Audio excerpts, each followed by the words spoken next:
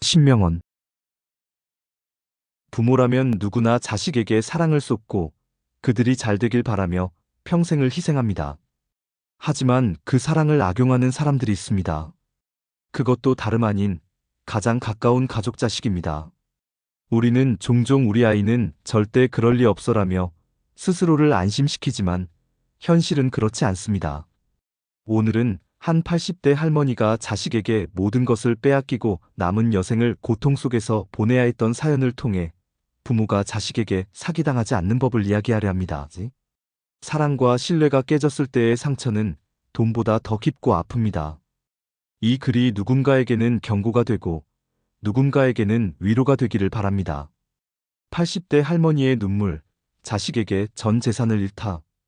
우리 애들은 절대 그럴 아이들이 아니에요. 이 말은 80대 김할머니가 평생을 입에 달고 살던 말이었습니다. 자식이 5이나 있었고 그 누구보다도 가정에 헌신한 분이었습니다. 남편과 함께 작은 가게를 운영하며 악착같이 모은 돈으로 자식들을 뒷바라지했고 대학까지 보내면서도 한 번도 자신의 욕심을 부린 적이 없었습니다. 그러나 노후에 접어들면서 예상치 못한 일이 벌어졌습니다. 큰아들이 사업을 한다며 집을 담보로 대출을 받아달라고 했습니다. 처음에는 고민했지만 엄마 나만 믿어. 성공하면 제일 먼저 엄마한테 보답할게. 라는 말에 마음이 흔들렸습니다. 작은 아들도 전세금이 부족하다며 도움을 요청했고 다른 자식들도 크고 작은 이유를 대며 돈을 빌려갔습니다. 할머니는 모든 것이 가족을 위한 일이라 믿었습니다. 그러나 시간이 지나면서 현실이 드러났습니다. 큰아들의 사업은 실패했고 작은아들은 전세금을 갚지 않았습니다. 다른 자식들은 모른 척하기 바빴습니다. 결국 집은 은행에 넘어갔고 평생 모은 재산은 사라졌습니다. 남은 것은 차가운 월세방과 배신감뿐이었습니다. 부모의 사랑을 이용하는 자식들, 어디서부터 잘못된 걸까? 할머니의 사례는 결코 남의 일이 아닙니다. 우리가 쉽게 볼 수 있는 현실입니다. 왜 이런 일이 벌어질까요? 가장 큰 원인은 부모의 무조건적인 신뢰입니다. 자식이니까 괜찮겠지. 내 자식이니까 나를 속이지 않겠지. 그런 믿음이 결국 부모를 위험에 빠뜨립니다. 가족이기에 더욱 조심해야 합니다. 돈 문제에서는 부모와 자식 사이라도 예외가 없습니다.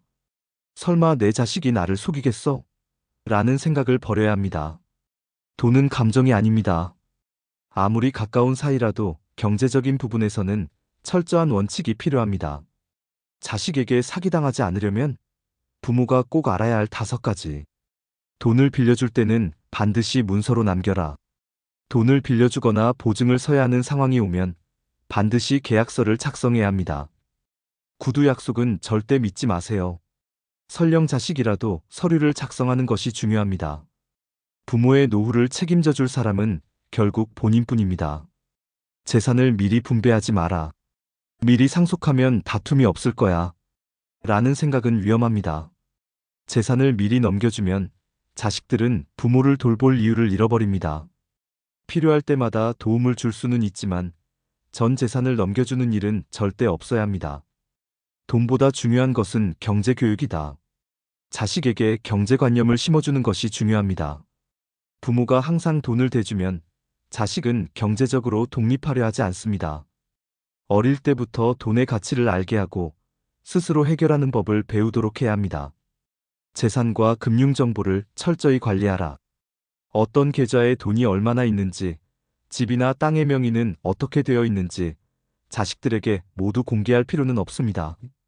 중요한 재산 정보는 본인이 철저히 관리하고 믿을 수 있는 전문가에게 상담을 받는 것이 좋습니다. 마음이 아닌 계산으로 판단하라. 부모는 자식을 사랑하지만 돈 문제에서는 냉정해야 합니다. 사업 자금, 전세 보증금, 학자금 지원 등 돈을 빌려달라는 요청이 들어왔을 때 감정적으로 판단하지 말고 현실적으로 계산해 보세요. 부모의 노후는 부모가 지켜야 한다. 김할머니는 결국 법적인 조치를 취하려 했지만 이미 모든 것이 늦은 상태였습니다. 자식들은 연락을 끊었고 남은 것은 쓸쓸한 노후뿐이었습니다. 우리는 이런 현실을 외면해서는 안 됩니다. 부모가 자식을 사랑하는 것은 당연합니다. 하지만 그 사랑이 부모 자신의 삶을 망가뜨려서는 안 됩니다. 가족이라도 돈 문제에서는 철저한 기준을 세워야 합니다. 돈을 빌려줄 때는 문서를 작성하고 재산을 미리 분배하지 않으며 경제적인 원칙을 지키는 것이 중요합니다. 이 글을 읽으며 한 번쯤 생각해 보세요. 당신의 노후는 안전한가요? 당신은 자식에게 이용당하지 않을 자신이 있나요? 지금부터라도 스스로를 지키는 방법을 배우고 부모로서의 지혜를 길러야 합니다. 노후는 사랑이 아니라 준비로 지켜야 합니다. 사랑도 중요하지만 내 삶을 지키는 것이 더 중요합니다. 지금부터라도 부모의 경제적인 독립을 준비하세요. 좋아요 부탁드려요. 감사합니다.